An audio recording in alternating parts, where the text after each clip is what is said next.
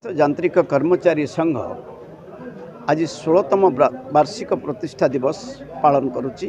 16 ବର୍ଷ ଧରି ସଂଘ ମୁଖ୍ୟ କାର୍ଯ୍ୟାଳୟରେ ଯାନ୍ତ୍ରିକ କର୍ମଚାରୀ ସଂଘ ଆଜି 16ତମ ବାର୍ଷିକ ପ୍ରତିଷ୍ଠା ଦିବସ ପାଳନ କରୁଛି। 16 ବର୍ଷ ଧରି ସଂଘ ମୁଖ୍ୟ କାର୍ଯ୍ୟାଳୟରେ ତା ସହିତ ସଂଘର ଯେ ସାଧାରଣ ସମ୍ପାଦକ ଥିଲେ ସ୍ୱର୍ଗତ ସୁଦର୍ଶନ ପ୍ରଧାନ ତାଙ୍କର ମଧ୍ୟ ପ୍ରତିମୂର୍ତ୍ତି ଆଜି ଉନ୍ମୋଚନ କରାଗଲା। ସଂଘର ସଭାପତି ସମ୍ପାଦକ ସମସ୍ତ କର୍ମକର୍ତ୍ତା 30 ଜିଲ୍ଲାରେ ଆସିଥିବା ସମସ୍ତ ସମ୍ପାଦକ ମାନଙ୍କୁ ବହୁତ ବହୁତ ଧନ୍ୟବାଦ ଦେବି। ସେମାନଙ୍କ ମନ ଭିତରେ ସଂଘୀୟ ମନୋବୃତ୍ତି ରହିଛି।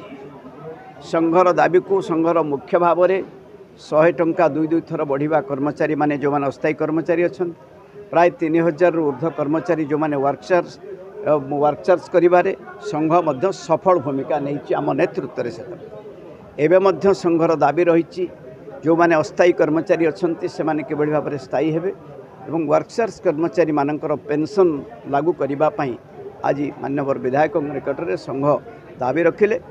ମାନ୍ୟବର ବିଧାୟକ ମଧ୍ୟ ପ୍ରତିଶ୍ରୁତି ଦେଇଛନ୍ତି ଏ ସମ୍ପର୍କରେ ସରକାରଙ୍କ ସହିତ ଆଲୋଚନା କରି କିଭଳି ଭାବରେ କର୍ମଚାରୀ ମାନଙ୍କର ସମସ୍ୟା ସମାଧାନ ହେବ ସେ ଦିଗରେ ପଦକ୍ଷେପ ନେବେ ବୋଲି କହିଛନ୍ତି। ଟୋଟାଲ କର୍ମଚାରୀ 12000 କର୍ମଚାରୀ ଅଛନ୍ତି। ଜଳ ଯୋଗାଣ କର୍ମଚାରୀ, ଜଳ ହିଁ ଜୀବନ ବାସ୍ତବିକ କର୍ମଚାରୀ ମାନେ ସେମାନେ ନିଜର କର୍ତ୍ତବ୍ୟକୁ ପାଳନ କରି ରାଜ୍ୟରେ ଜଳ ଯୋଗାଣ ହେଉଛି ଗୋଟେ ଗୁରୁତ୍ୱପୂର୍ଣ୍ଣ ଭୂମିକା ଯେଉଁମାନେ କର୍ମଚାରୀ ମାନେ ସେମାନେ ନିର୍ବାହ କରୁଛନ୍ତି। ସବୁ କର୍ମଚାରୀ ମାନଙ୍କୁ ଧନ୍ୟବାଦ ଜଣାଉଛି, ଅନୁରୋଧ କରୁଛି ସଂଘୀୟ ବ୍ୟବସ୍ଥାକୁ ଏକ ରଖି କାର୍ଯ୍ୟ କରିବା।